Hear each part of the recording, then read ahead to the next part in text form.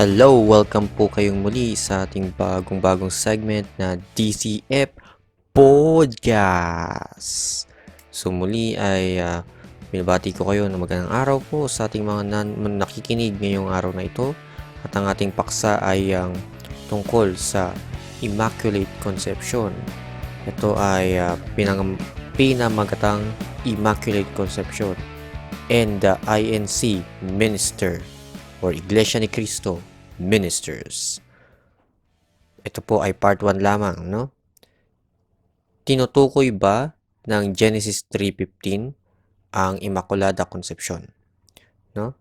Ngayon po ay isa sa katuruan ng ating simbahang Katolika ay ang paniniwalang si Maria ay immaculately conceived o nilikha ng walang bahid ng kasalanan simula ng paglilihi sa kanya. Ang Immaculate Conception ay hindi paglilihi kay Jesus, kundi kay Maria. Tingnan natin ang binanggit ni Pope Pius dito. No? Sabi ni Pope Pius, we declare, pronounce, and define that the doctrine which holds that the most blessed Virgin Mary in the first instance of her conception by a singular grace and privilege granted by Almighty God in view of the merits of Jesus Christ, the Savior of the human race, was preserved, free from all stain of original sin, is a doctrine revealed by God, and therefore to be believed firmly and constantly by all the faithful. Ngunit marami hindi naniniwala sa katuruang na ito, tulad ng ilang mga ministro ng Iglesia ni Cristo 1914. Specific po na 1914 dahil marami pong nagpapanggap na Iglesia ni Cristo. Okay? Nakuha nito ang aking atensyon, itong ministrong ito. May ginawa siyang mahabang Facebook post tungkol sa dogma na ito, na sa aking palagay, kailangan bigyan ng kasagutan. Hahatiin ko ito sa 4, no? Ang punto na babanggitin ko ay hindi tahimik ang Biblia patungkol sa Immaculate Conception.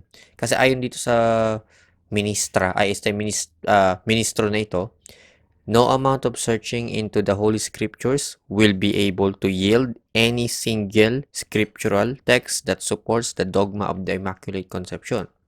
The Bible is very silent and says nothing about the woman who was born without original sin, no? Assuming that there is such a kind of sin, who had lived a sinless life. Gumamit pa siya ng batayan mula sa Catholic Encyclopedia na para sa kanya ay sinusuporta ng claim niya. Ayon daw sa encyclopedia natin, sa Catholic Encyclopedia, no direct or categorical and stringent proof of the dogma can be brought forward from Scripture. Ayun. So, gayon pa man, hindi sinabi ng Catholic Encyclopedia na wala patunay ang Biblia sa Immaculate Conception ni Maria.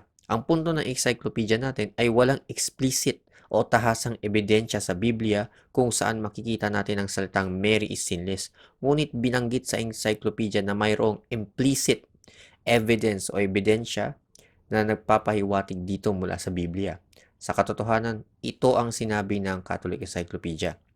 The sentence against the first parents was accompanied by the earliest gospel, Proto-Evangelium, which put enmity between the serpent and the woman. And I will put enmity between thee and the woman and her seed. He shall crush thy head, and thou shalt lie in wait for her heel. Genesis 3:15 to. God puts enmity between her and Satan in the same manner and measure as their enmity between Christ and the seed of the serpent. Kung mababasa natin mabuti, binanggit ng encyclopedia na isang ebidensya sa Immaculate Conception ng Genesis 3:15 kung saan ipinaliwanag na ang enmity o awayan sa pagitan ng woman, Mary at ni Satanas ay katulad ng enmity o awayan na sa pagitan ng ating Panginoong Jesucristo at ng binhi ni Satanas. Ang sinabi lamang ng INC minister ay ang Genesis 3:15. However, does not prove this dogma. This verse plainly and obviously does not say anything of the dogma. Ngunit hindi niya binasa ang binigay ng argumento ng encyclopedia. Makikita niyo po yung pagiging bias, no? At Hindi rin siya nagbigay ng alternatibong interpretasyon. Tignan natin ang sinabi sa 3:15 ng Genesis.